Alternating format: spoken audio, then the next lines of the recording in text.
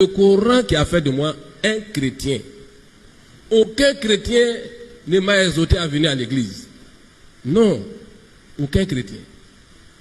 J'ai connu un chrétien à l'école qui, chaque fois que je taquinais, mais qui n'arrivait même pas à m'expliquer promptement la Bible.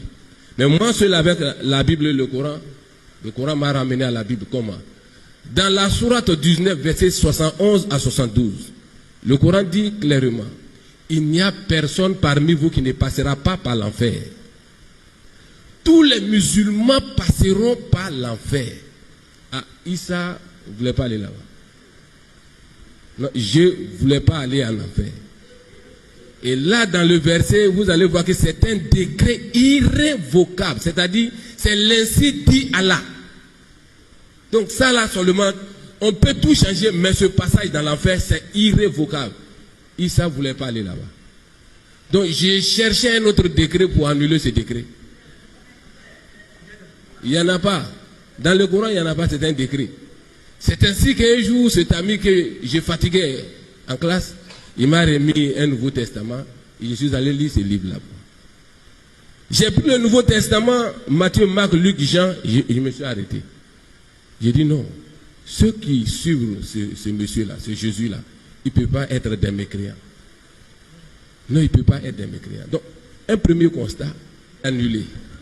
L'assurance que le décret est annulé, Jean 14, verset 1 à 3. Il dit que votre cœur ne se trouble point. Il avait un cœur troublé. Non, c'était fini.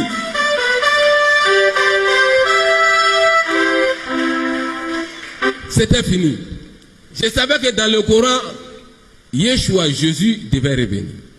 Ça, le Coran est formel. Il doit revenir. Mais beaucoup de musulmans, un groupe, disent que non, il ne viendra pas. Mais d'autres disent qu'il vient puisque c'est écrit. Il reviendra. Mais il va revenir. Et s'il vient, il a dit, j'ai préparé une place, je te prendrai. Là où je suis, tu seras aussi avec moi. C'était fini.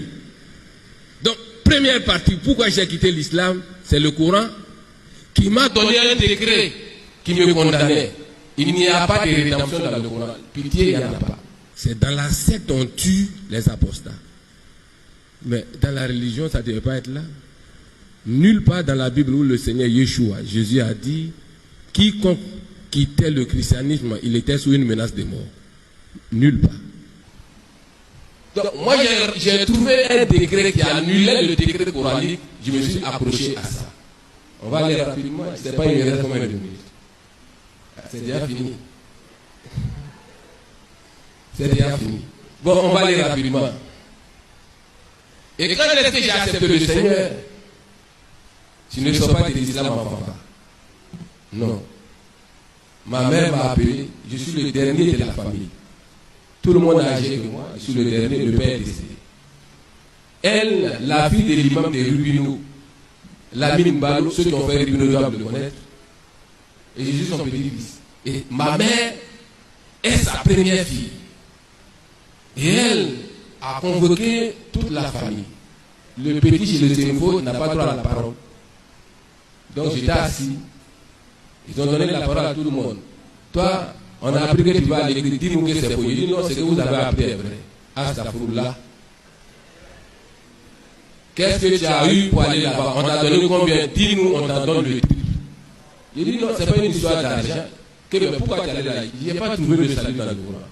Que toi, tu es à quel niveau de connaissance? Et puis tu viens nous dire que le Coran et l'islam est faux. Il dit, en ce qui me concerne, je n'ai pas vu le salut.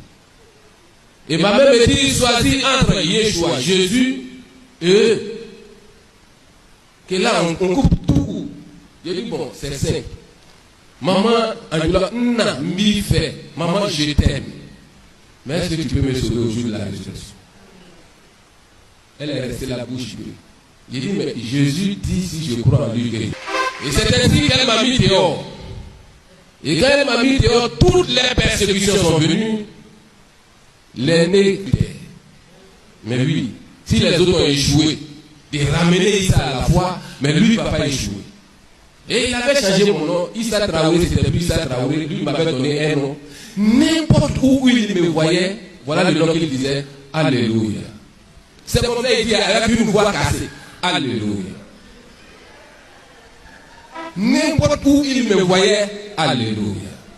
Et ça ne le suffisait pas, il faisait remarquer cela aux gens. Alléluia, alléluia. Alléluia, alléluia. Et n'importe où j'étais fatigué, je ne savais rien. Comment faire le travail que je faisais avec eux, ils m'ont mis à côté, sans argent, et une femme et 2 enfants. Et ces derniers avons continué chaque fois de m'harceler partout. Il me faisait pitié, mais quelque part, il avait un sujet pour le préoccuper. Est-ce que vous comprenez? Père de famille, il avait un peu d'enfants. Mais il me faisait pitié parce que comment il allait nourrir ses enfants, mais en même temps, j'étais un peu en paix parce que l'homme avait un sujet qui le troublait, il allait me laisser. Et je lui ai dit, comment ça se fait? Il dit non, que le plan l'a licencié. Et puis en même temps, tout est calculé pour lui donner, il ne faut plus revenir encore au travail là-bas.